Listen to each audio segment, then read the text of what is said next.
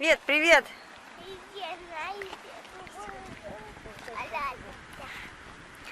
А куда ты приехала? Виолетта приехала сегодня на природу, да? Да, Виолетта в палатке сейчас сидит. Вот, Виолетта. А с кем ты приехала? С кем приехала? Будешь нас знакомить? Ну, пойдем. Пойдем всем покажем, с кем Виолетта приехала на природу, да? Вылазь. Нет, ты не хочешь?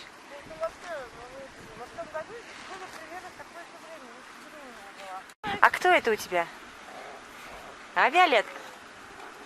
Как ее зовут? Как собачку зовут?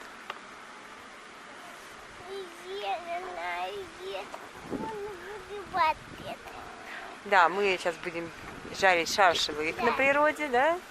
Да. А как? Кто это у нас? Это Святослав, наш двоюродный братишка, да? Вот. Здесь у нас второй. Да? А это кто? Кто сидит? Олеся это сидит. А это кто? Лиза. Это все наши двоюродные братья и сестры. Вета? А Вета? А тут... это у нас Злата. Ее уже увидели. А теперь пойдем знакомить еще.